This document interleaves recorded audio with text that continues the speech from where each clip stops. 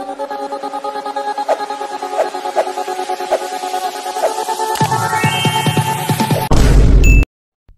hello viewers, நம்ம இன்னைக்கு இந்த வீடியோல எந்த விஷயத்தை பத்தி பேச போறோம், யாரை பத்தி பேச போறோம் அப்படின்னு சொல்லி கேட்டோம் அப்படின்னா, அதிமுகல தென் மாவட்டத்துல இஸ்லாமிய முகாமா இருந்த அன்வர் ராஜா இருக்கார் இல்லையா, அவர் திடுதிப்புன்னு வந்துட்டு அதிமுகல இருந்து விலகி திமுகல இணைஞ்சிருக்கிறது அரசியல் களத்தை இன்னும் பரபரப்பாக்கி இருக்கு அப்படின்னே சொல்லலாம்.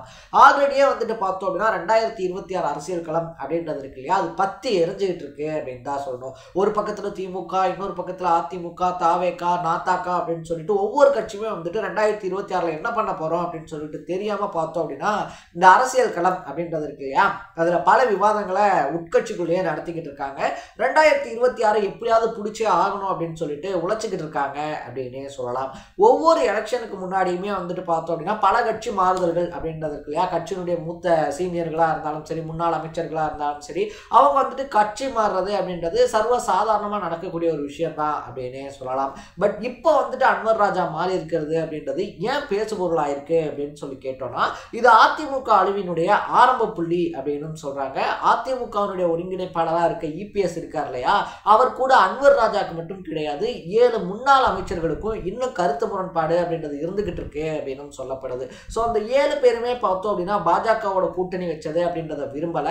ஸோ இன்னும் வந்துட்டு பார்த்தோம் அப்படின்னா 6 மாச டைம் அப்படின்றது இருக்கு. பாஜகவோட கூட்டணியை முடிக்கல அப்படின்னா சென்னையில இருந்து ஒரு முக்கியமான முன்னாள் அமைச்சரும், அது மட்டும் இல்லாம இங்க கொங்கு மண்டலம் இருக்கு இல்லையா, கொங்கு மண்டலத்துல இருந்து ஒரு முன்னாள் அமைச்சரும் திமுகவுக்கு வரதுக்கான வாய்ப்புகள் அதிகமா இருக்கு அப்படின்னு சொல்லி அதிமுகவை அலற விட்டுருக்காரு அன்வர் ராஜா அப்படின்னே சொல்லலாம். ஸோ யார் இந்த அன்வர் ராஜா, அவருடைய அரசியல் பின்னணி அப்படின்றது என்ன, அவருடைய விலகல் அப்படின்றது அதிமுகவை எந்த அளவுக்கு பாதிக்க போகுது அப்படின்னு சொல்லி எல்லா விஷயத்தையும் தான் நம்ம இன்னைக்கு இந்த வீடியோவில் பேச போகிறோம். அதுக்கு முன்னாடி நம்ம சேனலுக்கு நீங்கள் புதுசாக வந்திருந்தீங்க அப்படின்னா இதே மாதிரி அப்பப்போ அப்டேட்டாக போயிட்டு இருக்கக்கூடிய விஷயங்கள், அது கரண்ட் அஃபேர்ஸாக இருந்தாலும் சரி, பாலிடிக்ஸாக இருந்தாலும் சரி, ஸ்போர்ட்ஸாக இருந்தாலும் சரி, அப்பப்போ அப்டேட்டாக போயிட்டு இருக்கக்கூடிய விஷயங்களை நீங்கள் தொடர்ந்து தெரிஞ்சுக்கணும் அப்படின்னு ஆசைப்பட்டீங்கன்னா மறக்காமல் சேனலை ஃபாலோ அண்ட் சப்ஸ்கிரைப் பண்ணிக்கோங்க. ஸோ ஃபர்ஸ்ட் ஆஃப் ஆல் வந்துட்டு பார்த்தோம் அப்படின்னா அன்வர் ராஜா இருக்கார் இல்லையா, அதிமுக ஆரம்பிக்கப்பட்ட காலத்துலேருந்தே அடிப்படை உறுப்பினராக இருந்த ஒருத்தர் அப்படின்னே சொல்லலாம். அவர் வந்துட்டு இன்னைக்கு இருக்கக்கூடிய பல எம்எல்ஏக்கள் மாதிரி வந்தோடனே வந்துட்டு எம்எல்ஏ அமைச்சர் அப்படின்னு மாதிரி ஆரம்பிச்சவர் கிடையாது. 1986ல உள்ளாட்சி தேர்தலில் தான் தன்னுடைய அரசியல் பயணம் அப்படின்றத ஆரம்பிக்கிறாரு. பொதுவாகவே இந்த எம்எல்ஏ எம்பி எலெக்ஷனை விட பார்த்தோம்னா இந்த உள்ளாட்சி எலெக்ஷன்கள் இருக்கு இல்லையா, உள்ளாட்சி தேர்தல்களில் திமுக எப்பயுமே அதிகப்படியான செல்வாக்கு அப்படின்றத வச்சிருக்கோம். அதுவும் அன்னைக்கு காலகட்டத்தில் தென் மாவட்டங்களில் திமுகவுக்கு அசைக்க முடியாத ஒரு அசுர பலம் அப்படின்றதே இருந்துச்சு. ஸோ அப்படிப்பட்ட நேரத்தில் பார்த்தோம் அப்படின்னா ராமநாதபுரம் தொகுதியில் மண்டபம் அப்படின்ற ஊராட்சி ஒன்றியத்தில் பார்த்தோம் அப்படின்னா ஊராட்சி ஒன்றிய தலைவராக தேர்ந்தெடுக்க படுறாரு. இது அன்னைக்கு காலகட்டத்தில் பரபரப்பா பேசப்பட்டுச்சு அப்படின்னு சொல்றாங்க. இதனால வந்துட்டு பார்த்தோம் அப்படின்னா எம்ஜிஆரே ஷாக் ஆனாரு அப்படின்லாம் சொல்லப்படுது. அதனால மதுரையில் நடந்த ஒரு பொதுக்கூட்டத்தில் பார்த்தோம் அப்படின்னா அன்வர் ராஜாவை கூப்பிட்டு நீங்க பேசுங்க அப்படின்னு சொல்லி எம்ஜிஆரே சொல்லக்கூடிய அளவுக்கு சம்பவங்கள் அப்படின்றதெல்லாம் நடந்திருக்கு. அது மட்டும் இல்லாமல் வந்துட்டு பார்த்தோம் அப்படின்னா ஆட்சி மன்ற குழு அப்படின்னு சொல்லிட்டு ஒன்று இருந்திருக்கு. அந்த குழுல கிட்டத்தட்ட 13 பேர் இருந்திருக்காங்க. எம்ஜிஆரால் உருவாக்கப்பட்ட அந்த குழுல அன்வர் ராஜாக்கும் இடம் அப்படின்றது தரப்பட்டிருக்கு.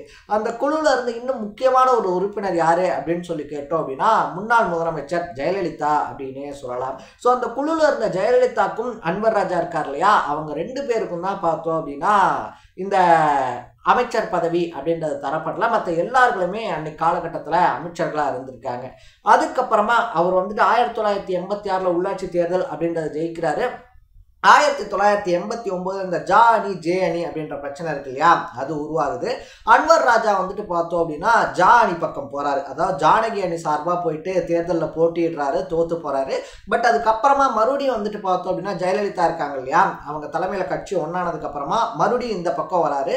இனிமேல் வந்துட்டு கட்சிக்காக உழைப்பேன் அப்படின்னு சொல்லிட்டு ஜெயலலிதாட்ட ஒரு வாக்குறுதியை கொடுத்துட்டு நைட்டு பகல் பார்க்காம கட்சிக்காக உழைக்கிறாரு அப்படின்னே சொல்லலாம்.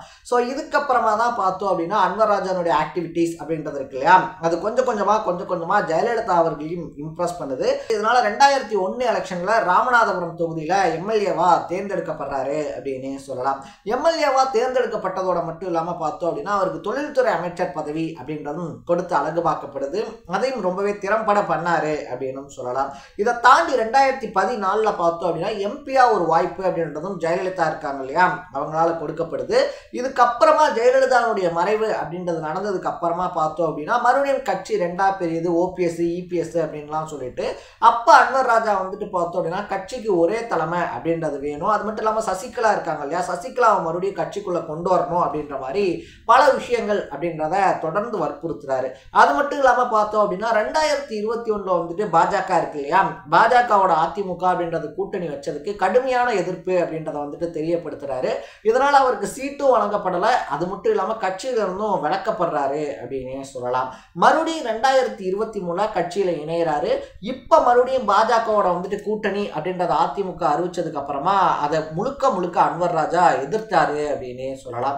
2021 எலெக்ஷன் நம்ம கையை விட்டு போனதுக்கே ரொம்ப முக்கியமான காரணம் அதிமுக பாஜகவோட கூட்டணி அப்படின்றத வச்சத தொண்டர்கள் இருக்காங்க இல்லையா, தொண்டர்கள்ல இருந்து யாருமே விரும்பல அப்படின்றதுதான் முக்கியமான காரணம். ஸோ அதை நான் இருக்க இல்லையா, என்ன மட்டும் கிடையாது, என் பேச்சை மட்டும் இல்லாம முன்னாள் அமைச்சர்கள், அதுவும் முக்கிய அமைச்சர்களா இருந்த 7 பேருடைய பேச்சு அப்படின்றதையும் எடப்பாடி பழனிசாமி கேட்கல. நான் என்ன சொல்றேனோ அதை தான் வந்துட்டு செய்யணும் அப்படின்ற மாதிரி அவர் செஞ்சுக்கிட்டு இருக்காரு.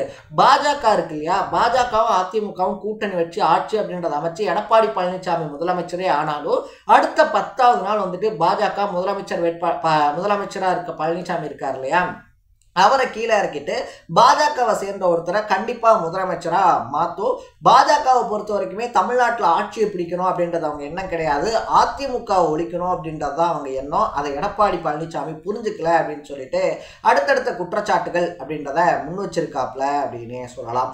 முன்னாடியே சொன்ன மாதிரி பார்த்தோம் அப்படின்னா அவர் 7 அமைச்சர்கள் அப்படின்னு சொல்லி பேர் சொல்லாம சொல்லியிருக்கிறது இன்னும் அதிர்வலைகளை கூட்டியிருக்கு அப்படின்னு சொல்லலாம்.